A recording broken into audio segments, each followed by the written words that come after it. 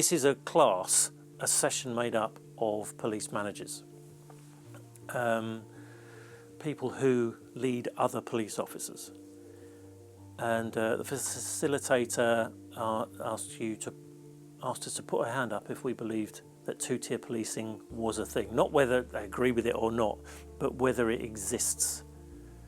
And every single person put their hand up. Coming up on British Thought Leaders, Paul Birch talks about his long career in the police and counter-terrorism. He says rank and file police officers have had wokeness forced on them from above. Not one at sort of middle manager level and frontline level agrees with it. But it's very, very much the sentiment of the senior managers. And also, if you want to progress in the organisation, you have to subscribe to this stuff, or at least pretend to. Paul says the establishment focus on the far right misleads the public from the threat of Islamic extremism. You know, if you look at all the deaths through acts of terrorism in the UK since the year 2000, I think something at least 95% of them plus have been through acts of terrorism where Islam was a driving factor among the perpetrators. But I think they don't want to be called Islamophobic, so they go on about the far right. It's very, very disproportionate.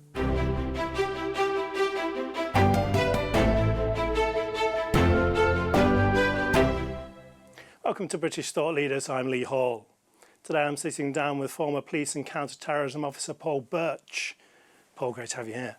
Hello Lee, nice to be here. So you did 24 years on the force. Yep. I mean, a lot of things changed in that time, not just in the police and society as well. Can you give us a brief intro to your job and to what was good and bad about it? Yes. I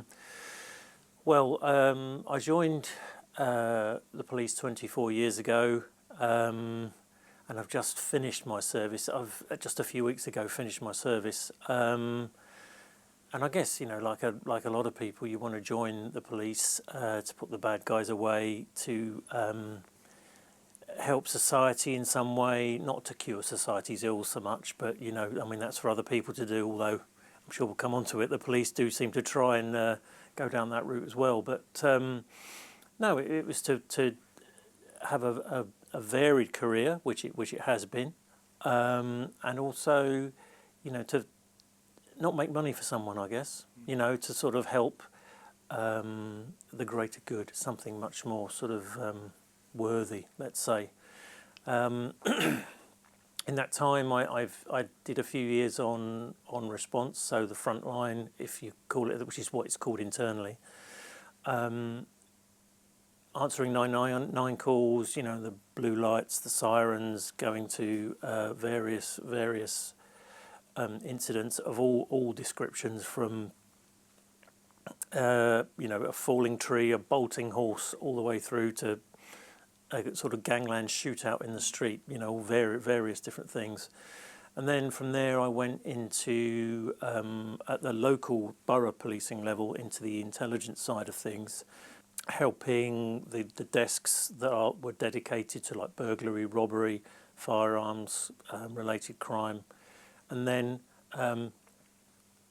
in 2009, I moved into counterterrorism and was there all the way through until the back end of 2024. You were exposed to quite a lot of intense stuff. It must be quite a stressful job. It is a stressful job. Well, it was a stressful job. I still use the present tense. Yes, it is stressful, and I totally understand the stresses of the boys and girls out there who perform the role. It is, I suppose it's a bit of a cliche, but it is a unique role. There is nothing like it. Yes, you get emergency response with the fire brigade and the ambulance service, but emergency response is just one small part of policing. You've got the safer neighbourhood side of it. As I say previously, the intelligence side of it, counter-terrorism, public order policing. So while I was a uniformed officer, I did, you can volunteer to get a bit of extra training to do public order policing, which is like football matches, protests, that sort of thing. So there's that side of it as well. On the uniform side, in those days we didn't really have people with cameras on their phones, or we did, but it was very difficult to upload things onto the internet. Then it was more a case of printing it out and putting up sort of A4 size bits of paper on lampposts, whereas now all forms of policing, public order policing especially, seems to be very prevalent, or very more likely to generate this sort of content. Is people will take a photo, shoot some footage and then upload it onto the internet. And public order policing under real scrutiny, I don't envy the people doing it. It was difficult then. It was very, very difficult then. Now it seems almost impossible. We've seen the demonstrations, the pro-Palestinian demonstrations, on a very regular basis since October 2023. The resultant counter-protests, if you like, or what some would label far-right protests, others label patriotic protests as well. They're getting very, very strict direction from Gold and Silver Command about how to police these events. So they've got that in their head. And also you've got lots of commentators on social media and mainstream media, perhaps with a bit of an agenda. So all those things considered, and you've got to know your legislation, especially public order. A lot of these groups know public order legislation inside out. And they probably know more about it than your average officer, who's certainly, if they're not full-time public order. Do you think the police get appreciated as much as they should? And does this public perception affect the officers? Oh, it certainly does. Yeah, it really, really does. It's a bit of a cliche, but the old cliche goes, you get the police force you deserve. And people probably don't appreciate the police as much as, well, I was going to say maybe as they should, but I can understand why people don't. But with this sort of, like a constant sort of barrage of criticism, it's going to lead to police who are much less robust, much more unsure of what they're meant to be doing. But I can understand why. I mean, having said that, I can understand why people don't appreciate the police, or they're frustrated with the police, the way they see the police on the ground maybe perform their duties in a different way depending on who they're standing in front of. The classic phrase we hear now is two-tier policing, and many people think that's the case. And I can understand their frustration when,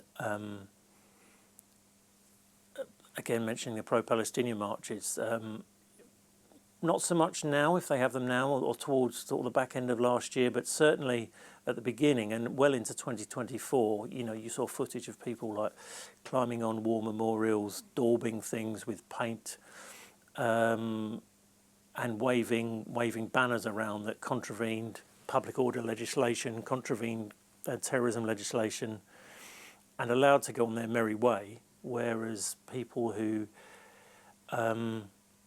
want to approach the cenotaph or lay wreaths at the cenotaph, groups of football fans or football fan-aligned groups, get treated very, very differently. Now, I'm not suggesting for a minute that there aren't nefarious people within those groups. But the initial reaction was much more robust and confrontational than it has been with pro-Palestinian marches. And we see the police regularly. I mean, one of the classic Pelian principles is to police without fear or favour. Yeah. And you'll often hear senior officers say that. But, they're not supposed to be political. They're meant to be politically neutral. And yet, when you have Pride Month come around, you will see police actually on the marches. So, to me, Pride it's obviously, it's good that the police have the confidence of some in the gay community, the LGBT plus community, for them to attend the marches, but nevertheless, although it's sort of now ingrained into our psyche almost, it's taken up by the corporations as much as else. You'll see things in, trains emblazoned in rainbow colours, flags flying from hotels and what have you. It's nevertheless a political stance to take. So when the police go on those marches, as attendees, they're making a political statement. So they are political, they have been political, and I can understand why some will see them as more skewed to, say, progressive, quote unquote, causes than others, and they shouldn't be aligned to any, really. Is that coming from a personal choice from those officers or orders from the top? Oh, from the top. There are probably a few officers now. I mean, that culture of, the culture of luxury beliefs that's permeated sort of the more affluent, say, sections of society. It's very much permeated the higher ranks of the police as well. Now, the senior ranks. Those officers are almost certainly graduates. They've gone through the universities, which are known to have a more left-wing bias anyway. The Overton window of progressive thought is very much to the left, I think. So if you have any view that doesn't sit within those parameters, you'll be seen as sort of right-wing or far right or some sort of problem. And the senior management, I think, or many of them, very much are of that progressive worldview now. So the officers on the street, as I mentioned earlier, say in a public order situation, the culture of the policing operation is very much comes down from on high. You do have leeway, you have common sense. As a constable, you're given quite a bit of power, but on public order days where there are demonstrations, especially if there's a massive media presence in central London, there'll always be a media presence. The culture of the policing operation and the way it looks is very much defined by what comes down from Gold Command and Silver Command in the operations room. That's even like the choice of helmet and things like that. Yeah. Oh, completely, yeah. You will often see at a football match or an event which is attended by working class, predominantly white football fan type people, without wishing to generalise in it. The police will often be kitted up with helmets straight away, the right helmets that you see with the visors and the neck protectors, the gloves and the pads, and maybe even the shields straight away. Whereas you go to an event like, say, the Notting Hill Carnival, which is now, I think it's the biggest carnival in Europe. It's one of the biggest events in the world. You get like 1.5 million, 2 million people on the streets in that little bit of West London over the August bank holiday. Always, compared to the amount of people, yes, it's mostly a peaceful event, but there is always a significant amount of crime, whether it's street robbery, steaming gangs or intercommunal violence, gang violence. And even when it kicks off at those sort of places or at places like that, you will see the police often, the public order police wearing baseball caps, and you'll see them with their helmets clipped round their waist, clipped round their belt. When things are flying, and yet they're still, they don't put them on until they're told to put them on. It's not an individual officer's choice to put the helmet on. Everything comes at the direction of the control room. So that's not based on intelligence that they're more in danger in the first event you talked about than the second? No, it's not. It's based on, I think, how we as an organisation wanted to be perceived by the senior officers, because there's been history at the Notting Hill Carnival. In the past, there's been disorder. We can probably debate till the cows come home about, how that came to be in the past. But the Notting Hill Carnival is always a live issue. It's an issue that has potential to sort of become toxic if it's handled badly by the police, and this is how they think, how the senior management think. So even if you do get serious violence in the street, the officers will not be putting on their helmets until they're told to. And I can't remember the last time I saw public order officers wear public order helmets at the Notting Hill Carnival. I mean, picking on the Notting Hill Carnival, it's just illustrative of the way policing is done differently depending on what event, which group, and how the seniors want the organisation to be perceived. I think it's very sad, and it's pretty dangerous as well for the people out there. Do you think this wokeness in the police force, I mean, how big of an issue is it? Does it affect the effectiveness of the officers? Yes, I think it is a big issue, and it's that, I think, largely which has led to the diminishing of public confidence in the police, because they don't feel they don't want the police to be social workers. People don't want the police to be try and solve, as we were saying earlier, to solve all the society's ills. That's not the police's job. The police's job is to arrest bad guys and get them before a court or some sort of judicial disposal. That's their job. It's not hard, shouldn't be hard. That's all it ever was, and that's all it ever should be. Whereas I think the organisation now, I mean, when I talk about the organisation, there are 43 police forces in England and Wales, each, their own little fiefdoms. And if you count the Police Service of Northern Ireland and Police Scotland, that's 45 separate jurisdictions. And different legal systems in some cases, certainly with Police Scotland.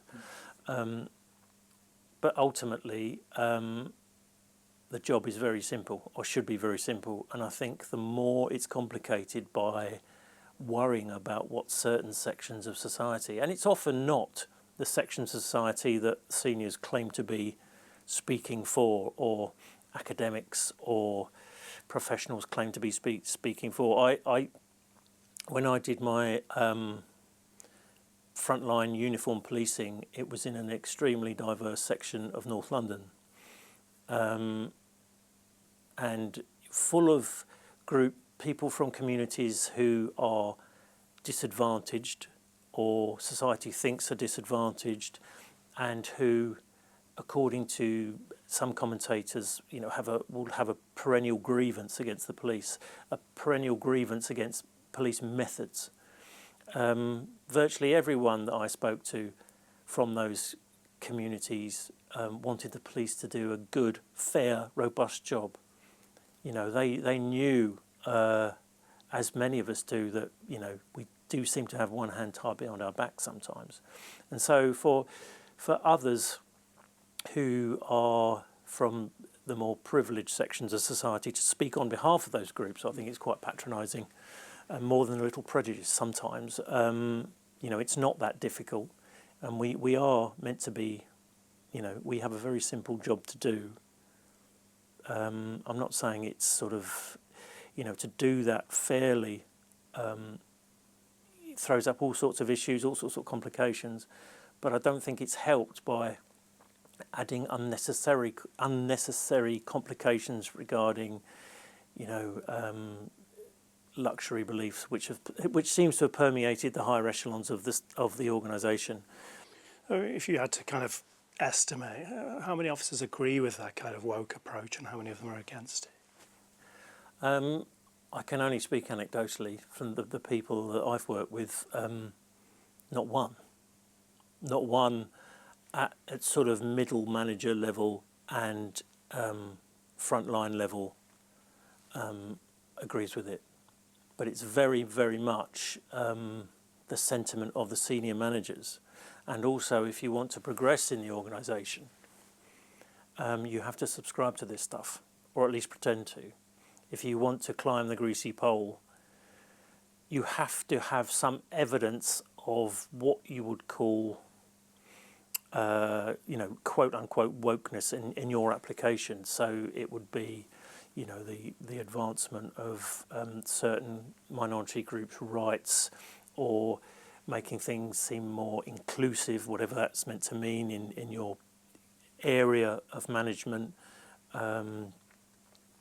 giving heed to diversity and equity rather than say, a clear-up rate of burglaries or judicial disposals or anything like that. It's if you want to go as far as you can in the organisation, those sort of beliefs or those sort of practices have to be evidenced. And you don't have to believe it. You don't have to subscribe to it. I've often had a pint with some senior officers after work, and it's obvious they don't agree with it, but they do it in order to progress. Well, you can argue whether that's a good thing or bad thing. I think it's a bad thing, and not necessarily. It's a bad thing for the job and the way the police are perceived, but also for that officer who's got to sort of live a lie while they're at work, and claim, to be an advocate of DEI when all they want to do is arrest the bad guys. And that seems to be an increasingly small, or decreasingly small rather, part of the role now. If you look at the intranet, the homepage of any police force now, you'll find the odd story or article about crime, but a lot of it is about, what history month is it this time, what day are we supposed to be celebrating? There's a calendar with each sort of celebratory day listed on it. It's quite depressing, to be honest. So the short answer is no, I don't think anyone really believes in it, unless you're that very small clique at the top and also you've, let's not forget the College of Policing. The College of Policing, where a lot of this theory comes from, and a lot of these practices come from. Most of them are from the graduate class of people, I would say. A lot of senior officers, they have sort of strands they lead on within the College of Policing. So a lot of it comes from there.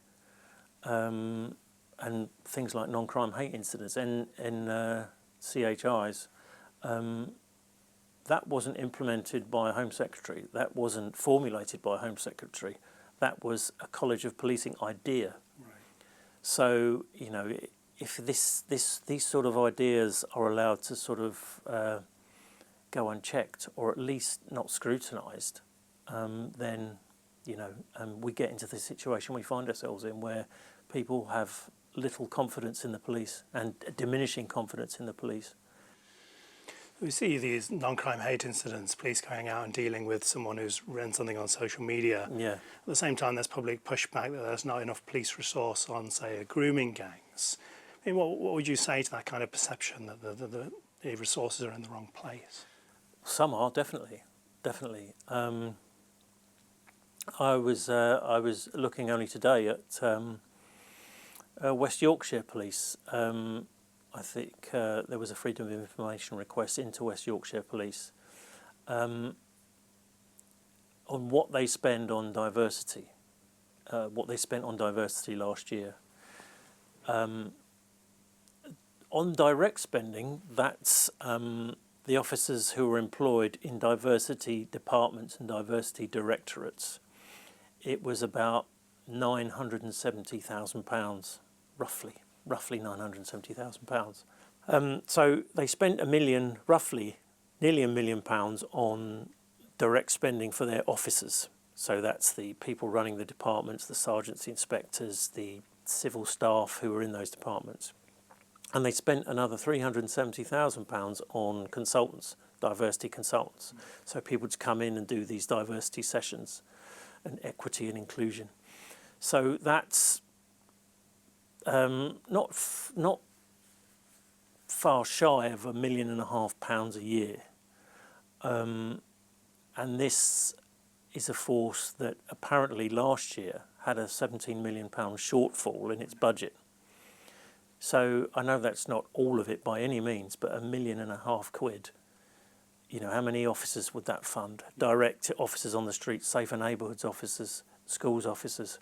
If custody areas are falling to bits, that would refurbish, could refurbish their entire custody suite across the force area.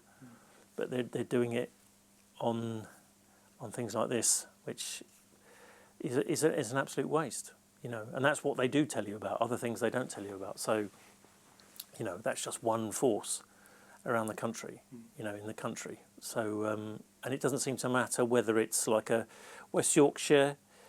You've got Leeds, Bradford in that area, very, very diverse cities. And obviously, with the forces like the West Midlands, Greater Manchester, the Metropolitan Police, diversity probably is a much more current issue for them.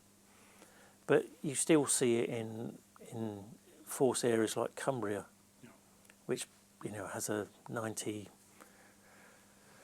at least 95% white population. So why do they need to? How can that help them police Cumbria, police the fells and the lakes and the towns and villages in Cumbria? It won't.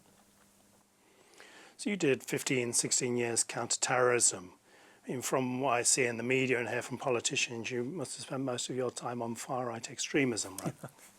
The views expressed in the media and the assertions by some in the Home Office don't seem to relate to the reality.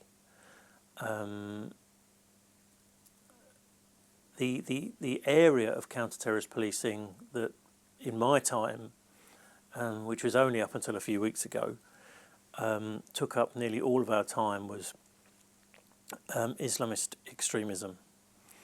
When I say Islamist, the original term Islamist was meant to encapsulate groups like the Muslim Brotherhood, who wanted to introduce Islam as part of governing politics, whether that be in Egypt or other countries that the Muslim Brotherhood operated in. What we see now, and I guess Islamism is a way of describing it, but often now it's almost like nihilism. You just see people want to kill anything that they think screams of Western values. So jihadism, Islamism, I guess it's semantics in a way.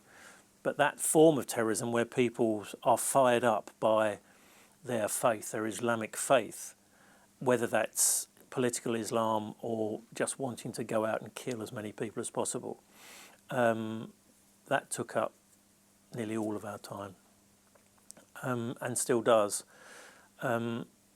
Yes, there is an increasing far-right issue. Not to say there aren't any nefarious people out there of a right-wing mindset who want to go and do some bad things. And far left as well. Far left, yeah. I mean, there is, like Antifa, especially in the US. There's very nasty people as part of that organisation. Eco protesters. I'm not saying they're terrorists, but when you want to damage the infrastructure or damage the industrial output of a country or interrupt the way things work, then you're veering towards, and some people have suggested that is terrorism. I'm not so sure. To me, the idea of terrorism is doing harm to people, really. But I'm not, I'm not an academic or anything. I just sort of say it how I saw it. The main people you would come across as far right tend to be much younger, and I think the statistic is, according to a speech last year from the director of MI5, about 13% of people they look at are under 18, and this is publicly available information.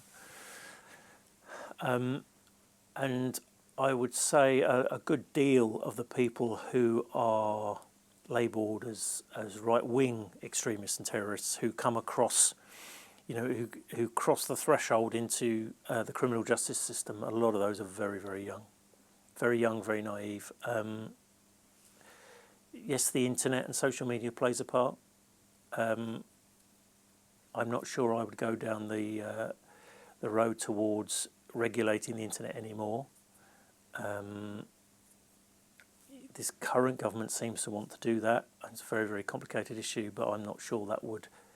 They want to label other things as extremist or terrorist. Yeah, like extreme misogyny and things like that. Yeah, and people who subscribe to an idea called the manosphere are labelled as extremists. People who look at Andrew Tate stuff.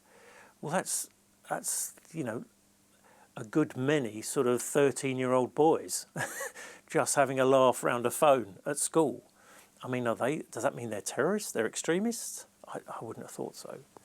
I think we can get carried away, and people do get carried away. To label everything as extreme or to fall within the spectrum of terrorism is dangerous. And if you're going to do that, which I don't think would be good for society, but if you were going to go down that road, you need to put a lot more money into counterterrorism policing. Because you're looking at incel groups, misogynist groups. I don't even know what a misogynist group is. It sort of goes on. It goes on. People who look at the manosphere, and I guess a lot of that will be thrown into focus by the Southport murderer, who didn't seem to have any agenda other than violence. And there are debates as to whether that was a terrorist act or not. But that aside, horrific though it was, I don't think we should lump everyone into the terrorist category, because the issue we face is still from Islamist jihadi terrorism. It's not so much organised groups anymore; it's people who self-radicalise. The days of the cell, the Al Qaeda cell. That seems to be diminishing, and it's very, very much self-radicalised people, right. Like the man who stabbed David Amis, the man who's Joe Cox. He was a right-wing extremist, self-radicalised. The woman who stabbed Stephen Timms, self-radicalised. That's where the issue is, I think. Not chucking a load of teenagers into extremist groups. You mentioned how much of your time was spent on Islamic terrorism or extremism. Yeah. But if we look at both Tory and Labour governments, they shift the focus away from that towards far-right extremism. Yeah. Why do you think that is? Political expediency, for fear of being called Islamophobic. Pure and simple, really. Even when they make speeches about it. I think Rishi Sunak, in one of his later speeches before the election, was talking about putting more money into counter-extremism, counter-terrorism, and he very much equated the far right with jihadism, Islamism, and there is no comparison. I think it's criticism from groups, charities, maybe people in the media, in politics, who are concerned that it looks like, all Muslims are potential terrorists or extremists, which no one of any intelligence thinks that. But it's a fact that the biggest threat by far comes from people within Muslim communities, certain individuals within those communities. It's just a fact. If you look at all the deaths through acts of terrorism in the UK since the year 2000, I think at least 95% of them plus have been through acts of terrorism where Islam was a driving factor among the perpetrators. But I think they don't want to be called Islamophobic, so they go on about the far right. It's very, very disproportionate, considering the amount of terrorist attacks and the amount of fatalities. There really is no comparison. But I think again, the establishment is scared of being labelled as prejudiced, so they because no one really in the media or in progressive circles wants to defend ordinary white working class people, so they can label them as what they like. We saw this leaked Home Office report. It said the grooming gangs is a grievance narrative exploited by the far right, and the statement, Western culture is under threat by mass migration, is an extremist view. It seems to me the establishment is trying to label the ordinary British view as extremist. Would you agree with that? I think they are, yeah. The analytical sprint, that was the report after the Southport murders, wasn't it? It was, it shows you how toxic something is when it's actually disowned by Home Office ministers before it's even really been published. So it shows you how potentially damaging that is. Dan Jarvis disowned it straight away. I think Yvette Cooper distanced herself from it and said they're not going to implement any of the recommendations. Well, that's one good thing. But yeah, no, it's talked about alleged grooming gangs. Well, we've seen quite a few people convicted and sent to prison, so it's not alleged. I don't doubt that there are some who want to exploit grievances of ordinary people. Of course, there are some far-right groups and individuals out there who want to do that. But to suggest that if you mention two-tier policing or talk about some sort of cover-up after the Southport attacks, then you're some sort of far-right nutter. I mean, it's just ridiculous. But this is a report coming from an echelon of society that doesn't know about ordinary working-class people. They don't know about them. I would imagine they've never really spent time with them. I doubt if they'd want to. You know, they think it's the same way people think about football fans. It's the same sort of group of people. You know, to be distrusted. They're idiots. You know, they haven't got an analytical brain. Look, they voted for Brexit, so you know they've got to be stupid. And it's the same attitude, the same sort of class-based attitude. When the evidence is there that it's, you know, that two-tier policing is a thing. The report said that concerns about two-tier policing are right-wing extremism. I mean, do you and police officers you know believe in two-tier policing? We know it happens. Right. Yeah, I not long before I left the organisation, I was at one of an interminable leaders course where they bring in consultants to basically tell you about what to say and what to think about sort of progressive values and what have you. You know, how the police are all potentially misogynists or racists, and we shouldn't be like that anymore. Delivered by some Dolores Umbridge type figure. And the last one I was at, the facilitator actually said, let's do a little poll here, and this is a class, a session made up of police managers, people who lead other police officers, and the facilitator asked us to put our hand up if we believed that two-tier policing was a thing. Not whether they agree with it or not, but whether it exists. And every single person put their hand up. Every single person put their hand up. And obviously that caused a little bit of a stir. And so the facilitators asked, okay, you know, went round a few people, asked, okay, so you had your hand up? Well, we all did. And why do you think it's a thing? Why do you think two-tier policing exists? Some people said they think there are multiple layers of policing, multiple tiers like a wedding cake, and other people said that it's the strategy and the policy and the direction that comes down from on high that leads to two-tier policing. And I can say that that's the case. I worked the last team that I was a part of. It was made up of men and women of all ages, different faith groups, different backgrounds, different ethnicities, and they all think that two-tier policing existed. They all sort of looked at a TV screen or a monitor, you know, shaking their head at the latest sort of. The latest incident where two-tier policing was alleged, and were very frustrated by it. I'm not sure that every senior officer within the police, you know, goes out, you know, steps out of their house every morning to sort of administer justice, you know, in a very partial way.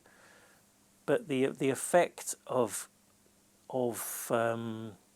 these attitudes and views permeating the police at that level mean that's what's happening, and that's not just. I think it was exacerbated in 2020 after the George Floyd killing. And it's often said that what happens in America will come over here eventually, and those sort of attitudes towards race and ethnicity and social justice have very, very much come over here, even though the sort of history between the police and people of different ethnic backgrounds is so different here to the United States. I mean, it's completely different history, and yet we seem to have taken on sort of Black Lives Matter type theory, critical race theory, even though it's been completely discredited. You saw people in protest with signs about disarming the police. Yeah. They're not armed. No, hands up, don't shoot. Yeah. And he's just got a stick, or a stick or some pepper spray or something. Yeah. No, it's crass and idiotic. I think 2020 was sort of a year zero in terms of wokery. I think it just went on steroids after that. I think, but it's been there. It's been there a long time before that, but it's just much more apparent now. I think the police, certainly in my career, have been very concerned with about how they're perceived by different groups of people. They bend over backwards to not be racist. I can honestly say that I have never met a racist police officer in 24 years, and that's the honest truth. You'd be found out and kicked out straight away. And I'm not suggesting that people haven't slipped through the net, but generally, if you were overtly racist and you allowed that to come through in your job, then you'd be out. We have people in the organisation from all different backgrounds, and I think the police have an issue with how they're perceived, because a lot of the groups who criticise the police still look through that sort of prism into the 80s. They still think of the Brixton riots, Toxteth riots, that sort of era before the Police and Criminal Evidence Act came in, and the sus laws and all that. Whereas it's an utterly different organisation now. Even taking the wokery aside and the debate about wokery in the police, if that hadn't permeated the senior ranks of the police, it would still be a completely different organisation to the one 40, 50 years ago. And yet certain groups and certain people in the police, it seems, still think of them in that way, like a bunch of sort of, racist thugs, like something out Not the 9 o'clock news. But we try and pander to those groups of people who are always going to hate the police anyway.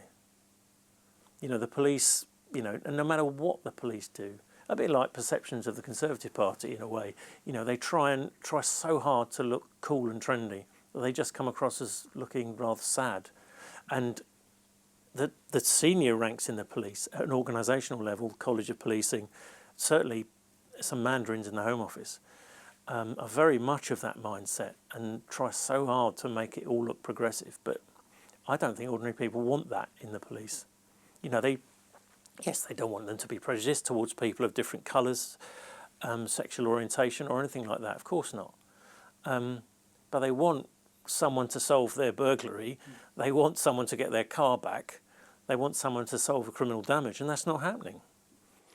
We're seeing increases in shoplifting, mobile phone robberies, violent crime. At the same time, people don't agree with this kind of woke police and NCHIs, etc. Can you see a point in the future where people start taking things into their own hands? Yeah, I think so. I think we've already seen it to a certain extent. After the Southport attack, there was a vacuum. Even Jonathan Hall mentioned it. A vacuum in which people put their own theories, their own views, and took to the streets. Obviously we condemn rioting like that, but when the organisations that you're brought up to trust don't tell you anything or deliberately keep information from you, then you think that those organisations, those bodies that you are meant to trust, aren't working for you, and so you take to the streets and do it yourself. So I think unless things change, and pretty quickly, you're going to see more of that. You've got, shopping centres employ private security. There are private security firms springing up all over the place. Railway stations. I came down today and there were private security at the railway stations at either end. I went to McDonald's, there were two. Yeah, no, they're there all the time, I think. Yeah, they're even outside the Harry Potter shop at King's Cross. So you're going to see more and more of that. These companies are spending their own money on employing private security. So that must tell you something. They clearly don't trust the police. Well, they don't even turn up, and they spend more time. I think Policy Exchange only today said that the police should spend less time policing the online space than the real space, the real world, and that's fair enough. There are departments that deal with online crime, and so there should be. But this sort of constant, perception is everything. This constant sort of assertion from the Home Secretary and the Home Office that online crime is the most concerning issue.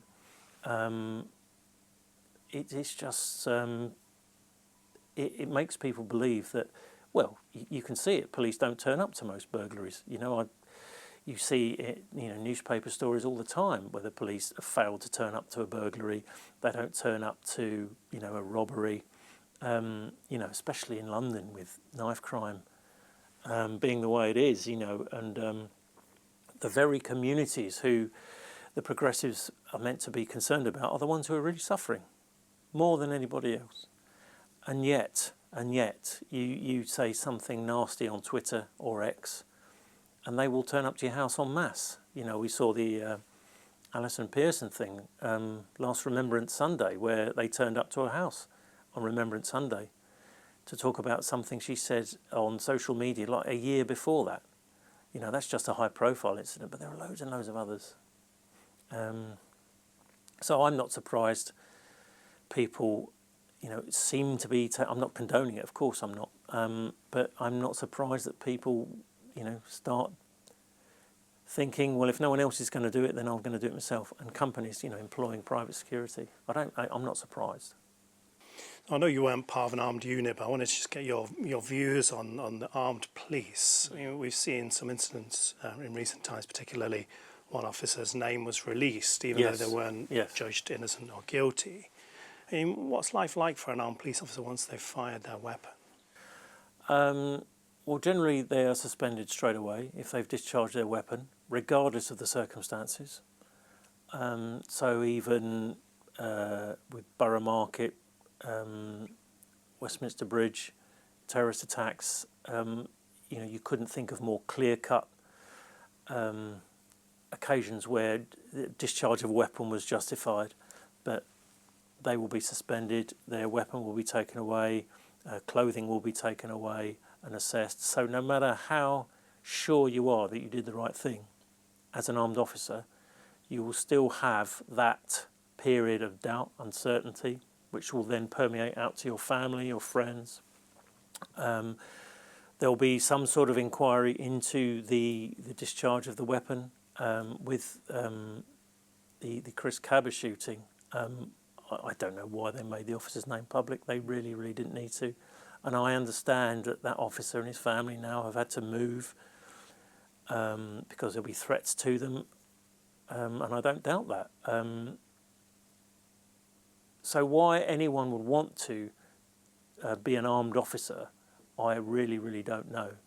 And I think they are suffering with a lack of recruits coming through into armed policing, which I'm not surprised at. I completely understand that people don't want to put themselves through that.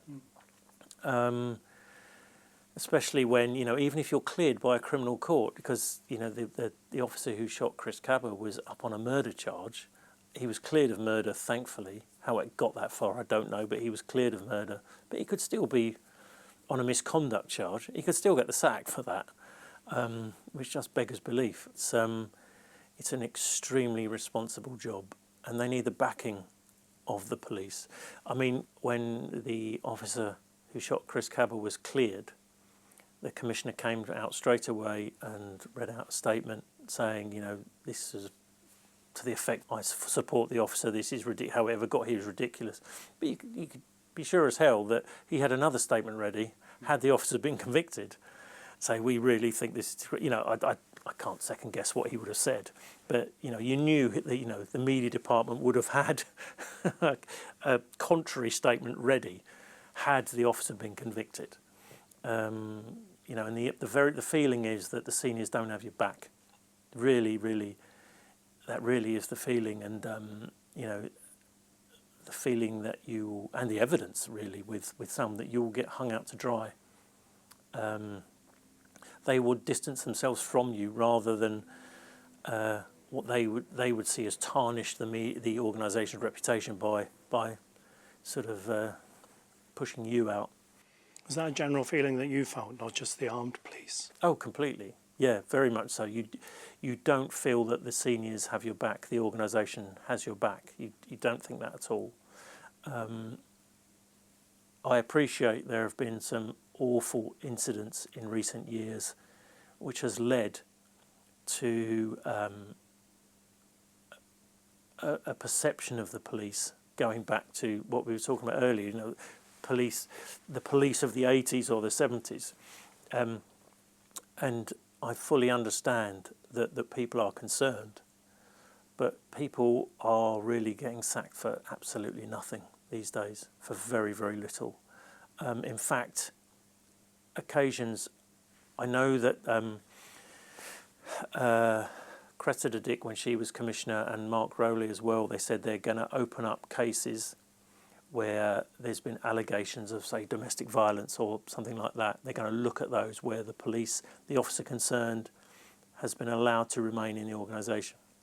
Now, I can understand that. But it's not just those incidents that are being looked at. They're opening up everything, even stuff that's really, really minor.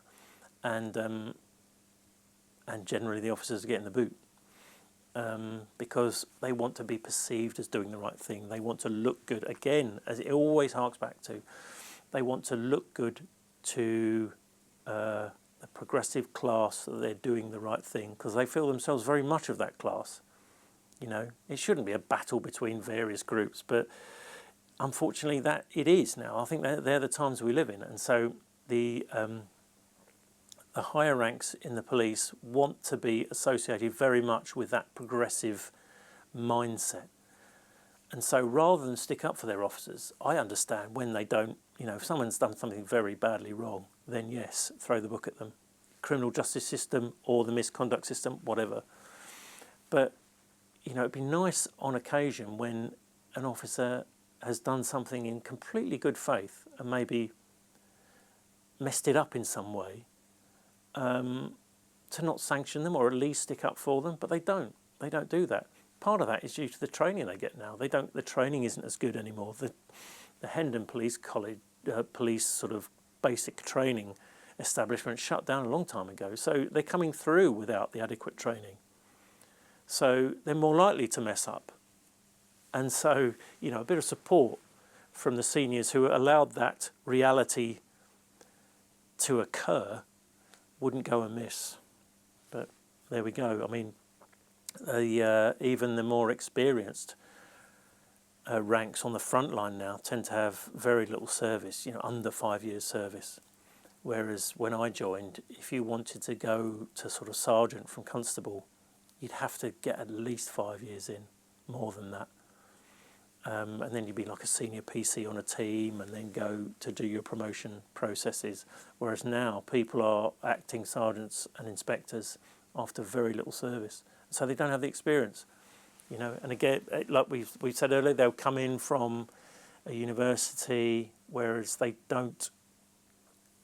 I think the police needs an awful lot of common sense injected into it, and the role, the constable, the frontline constable, it's all about common sense, or a lot of it is.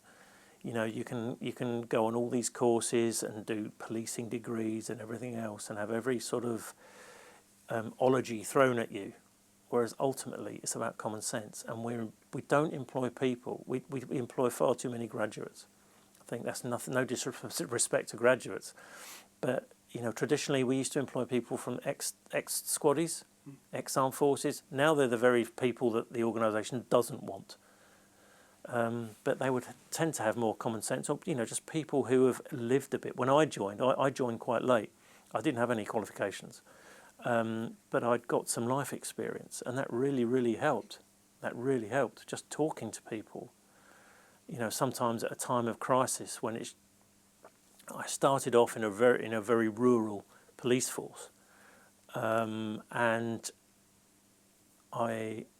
on one occasion I had to talk to someone whose wife had just left him on some isolated farm, and he had like a broken gun over his arm, like a shotgun, and I was like 40-50 minutes away from any backup. So you just have to talk to people. Not so much in the Met, because you hit the emergency button and you can hear the sirens around the corner. So people, and that's the thing in the big city police forces, they probably don't have the skills to talk to people because it's much more confrontational.